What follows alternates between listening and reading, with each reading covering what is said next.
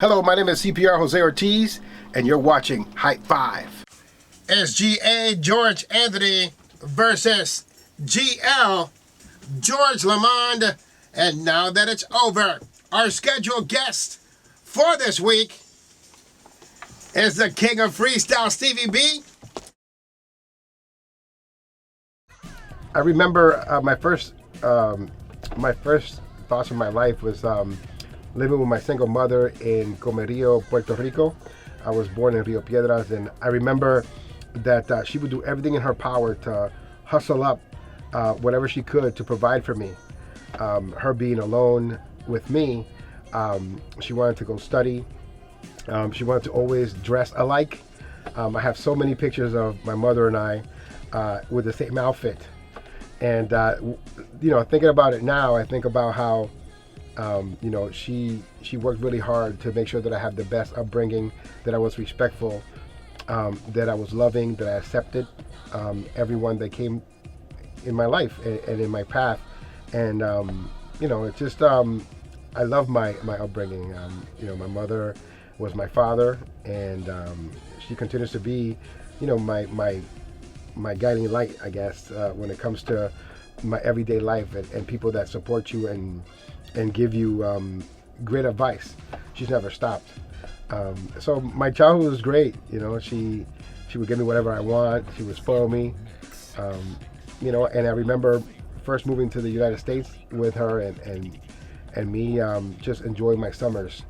I would be playing in the North End in Springfield in the neighborhood, making friends, getting in trouble, trying to be tough, trying to fit in.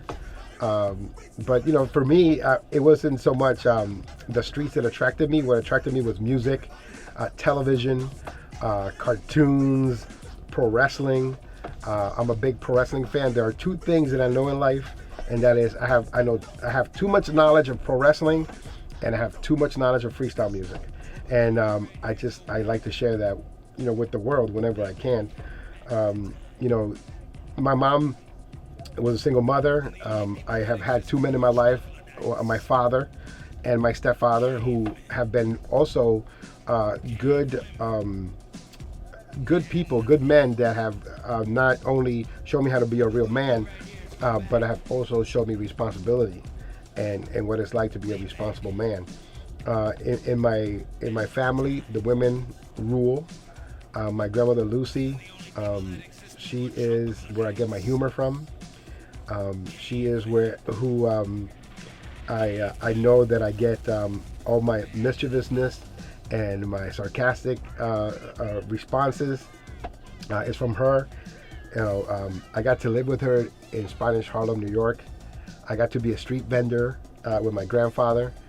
And it was so much fun. I remember first making a few dollars selling Smurfs bracelets and just watches and all these things. And being a street vendor with my grandfather, he made his own jewelry and sold it to the community. And I remember them spoiling me and buying me pizza from New York. And pizza was awesome in New York. It still is. Best pizza in the world. I made friends with even the homeless people, and I would feed them. And I remember going away for a while to Connecticut with my father's family, and then coming back and finding out that the homeless person that I fed every day had passed away, and it was one of my first heartbreaks as a young kid. But throughout my life, I've had many instances where I've learned from those situations. I know what it's like to be a man who is always in love somehow. My grandmother laughs at me to this day, where she said estaba sacando bonito cuerpo at this place where they had these slides and there was a young lady there. She was older than me. I was like 8 years old. I'm wearing these tight shorts, and I'm there, swinging on the swings and trying to make trying to get her to look at me and notice me. And my grandma's looking at me like, oh man, you're a flirt. And then I jump off and I land on my feet, and I think I'm this cool person, and she just starts laughing, and I'm like, what are you doing laughing at me? I got a big glop of melted gum on my butt, and so it's like these white tight, like sailor shorts, and a big glop of bubblicious in my butt, and she's like, this is why you're gonna be a lover the rest of your life, Forwarding to the North End in Springfield, my love. I love the North End. Is where I heard the music of the 80s reverberate through the entire community and the entire neighborhood. I remember having a Walkman, and I wasn't into any other type of music other than like David Lee Roth. I remember having the cassette, and the cassette had ended, and I had played it so much that I was like, let me see what's on the radio. And I never ever turned on the radio, but that day I turned it on, and instantly I fell in love with Freestyle. I tuned into 90.7 on a whim, and I heard Jesus the Juice Vasquez. And when I heard Jesus the Juice Vasquez, man, what a voice. Jesus the Juice Vasquez is my idol.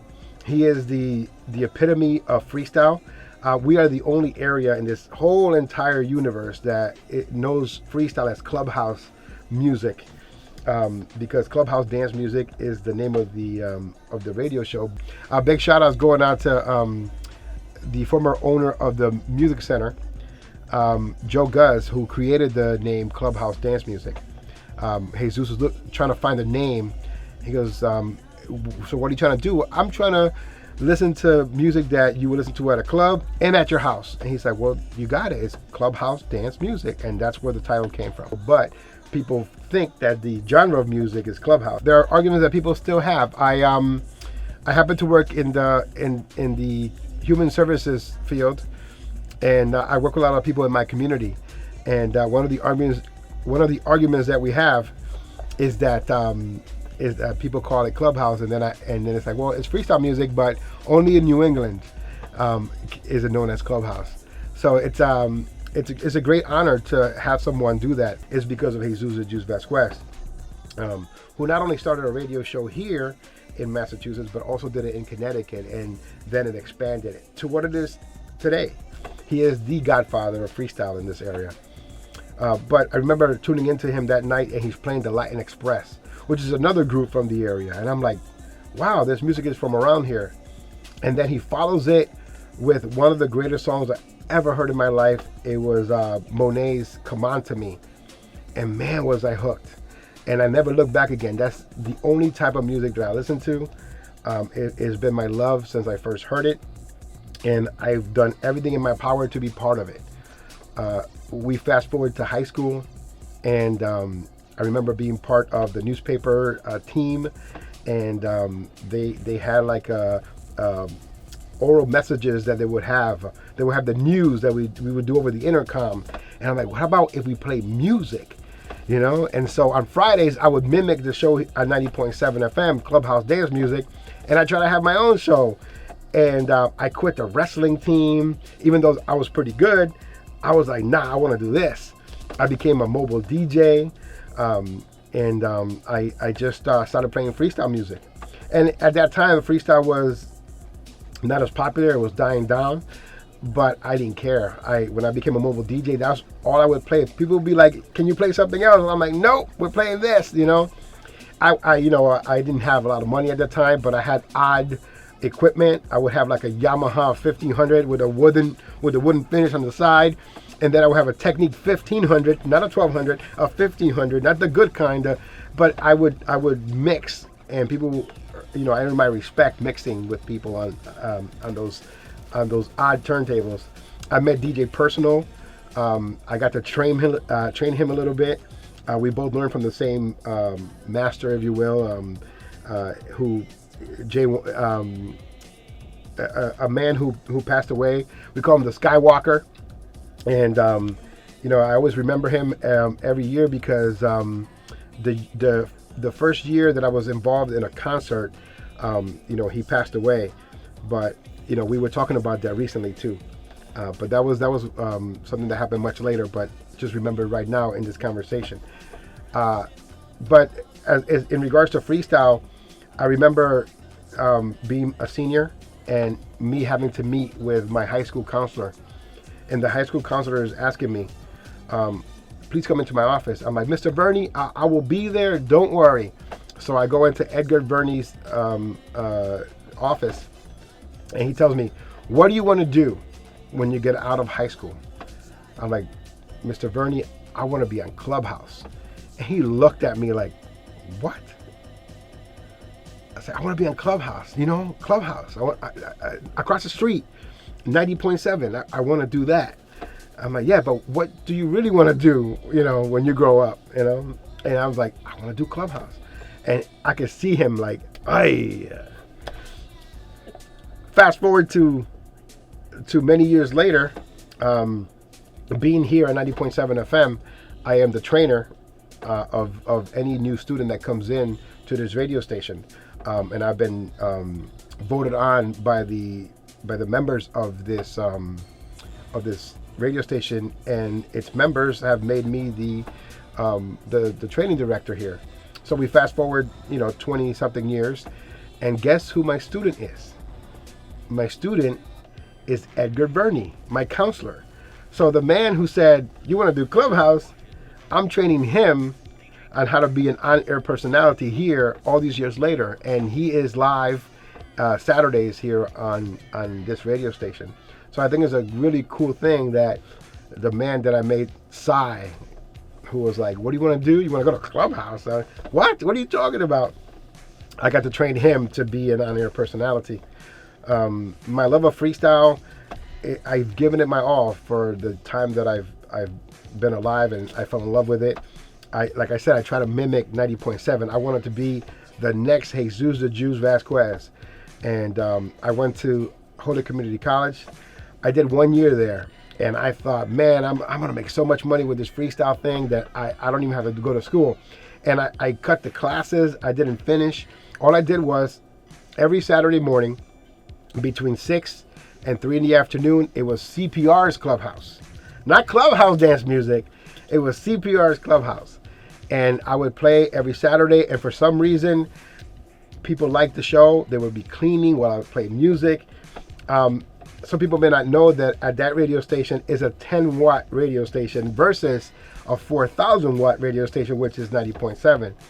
But the ironic thing is that the antenna for WCCH 103.5 is on top of the Soldier's Home. So even though it was only 10 watts, a lot of people could hear it because it was so far up the mountain. So CPR's Clubhouse became so popular. And I remember Jesus the Juice Vasquez taking notice. And there was an opportunity for me to put a show together with the Latin Express because everyone started coming to my show on Saturdays. And we did a freestyle show at the Greek Cultural Center. And that day, Jesus the Juice Vasquez was hosting. And he goes, does anybody here know about Clubhouse dance music? And everybody goes crazy. And I'm like, wow, that's really cool. And then he goes, does anybody here know there's a little show called CPR's Clubhouse? And the ovation was louder than his for the first time ever. I'm like, oh my God. And I'm like, oh, I guess his family's here too, So he noticed that, I had worked hard enough that I got my own following. So he invited me to be here as a fill-in. He invited me to work with Louis Rodriguez. And we've had many people that have preceded me, Sonny Marini, DJ Alex Rivera. And those people have become family members, and we talk all the time. And with the way social media is now, for a fact that we're all connected somehow. Jesus the Juice Vasquez is on right now. Before we do our show on Fridays, he's on live on social media, on Facebook Live with the Juice Mix show. And who could forget those Juice Mix tapes, right?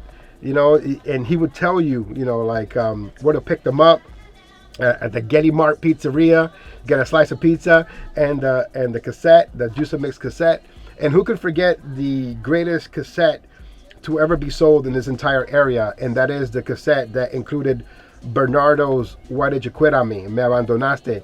I remember the story of him taking a reel-to-reel to his home and mixing this Spanglish version, not like we do now, editing software. He did this with his own hands and his mixer and turntables and it was legendary because he did every sentence would be in English, and then the following one would be in Spanish, and then he rewound it, and then that sentence that was in English was then in Spanish, and then the other one that was, it was just an amazing mix. To this day, that Juicer mix is historic and has made that song like a staple of freestyle in this area.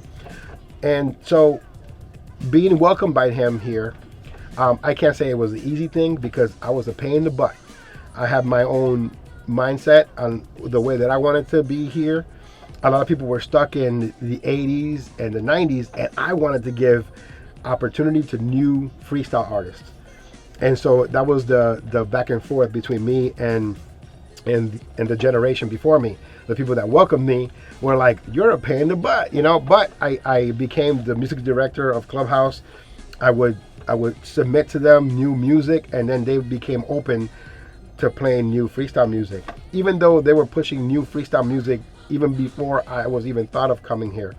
But after a while, you know, the quality went down, it depleted. To this day, we're still suffering from that. So now we have to make a choice whether we give certain songs a chance or we don't.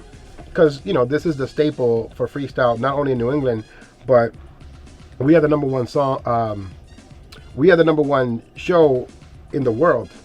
And we've expanded to a podcast. We've expanded to all mediums.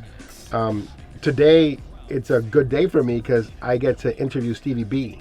He has a new album.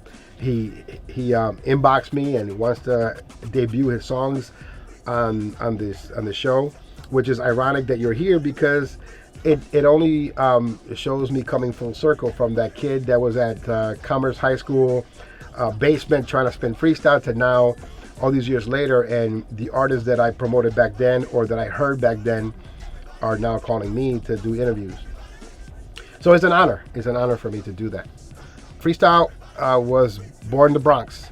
It was called Latin hip hop. It's hip hop music, but with sampled beats and electronic beats, and it's a music that people have taken for granted for many years because there are people right now making freestyle music and they don't call it freestyle. It's a derivative of freestyle. You know, I've heard many songs with a freestyle beat, but freestyle comes from the Bronx. It's Latin hip hop. It's hip hop for Latin people, and also it's music of Italians. It's a music of people who come from, you know, the parts of the world where not many people want to travel to. It's people who are heartthrobs who come from these neighborhoods and make these great. It's like a freestyle. Freestyle is like salsa, but with an electronic beat. And the evolution for me has always been the epitome of it here in New England, or the epicenter here in New England, which is Clubhouse dance music.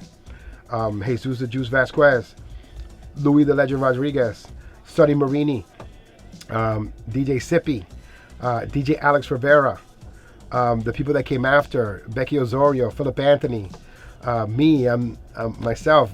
We have a new on-air personality, Cheryl Rodriguez. The evolution of freestyle to me is people that have not given up on this form of music, that keep putting the content out. To me is Artistic Records, Woody Valentine, who came here to this area, New England, and he cultivated new artists like Pose, Marisol, Freeze, who gave me an opportunity to have my own independent record label under him. He introduced people like Annalise. He gave CPR an opportunity. He gave a DJ in Connecticut, Larry V, an opportunity. He worked with labels that were not up to par and brought them up. So there are two people that have really revolutionized freestyle in New England specifically, and that is Jesus the Juice Vasquez on one hand by creating these shows. He created 90.7's Clubhouse Dance Music with the other team. He then went to Connecticut and created Clubhouse Dance Music on 89.3. Then a couple of other shows started, and it became history. And then we have Woody Valentine, who came here and cultivated the music and brought it up to where it's supposed to be. And now he's a New England resident. You know, he moved from New York and now he lives in Connecticut, and he's still doing freestyle music. He has a brand new song coming out in 2020. It's people like Jay Allams, who has become the hottest producer right now. He's an artist who was first started by Larry V, who they came over to CPR's Clubhouse, who then has produced songs for Brenda K. Starr, George Lamond, Stevie B, all the new artists that are coming up now in 2020, or that were out in the 90s that needed to come back with a new style. Jay Allams has helped them. We also have Edwin Ramos in Connecticut, who has went from working with freestyle artists to working with Billboard chart-topping, Emmy-nominated artists. That's a great evolution, you know. And all these guys work together. It's a way to keep the music going. You know, one person will do the production, one person will do the vocals, the other one will do the mastering, and they all work together in sync to continue making great freestyle music. It's artists like George Anthony, new artists like Jetty Renee. Is the return of Adalise, who, you know, after a long absence has come back into our music, and is the hope that one day Marisol will want to come back and do this music, because people love Marisol. Her legend continues 20-something years later. It's Stephanie Marie, it's Damien and Josem, it's Angel Mena, it's Julio Mena, who is also on Cutting Records.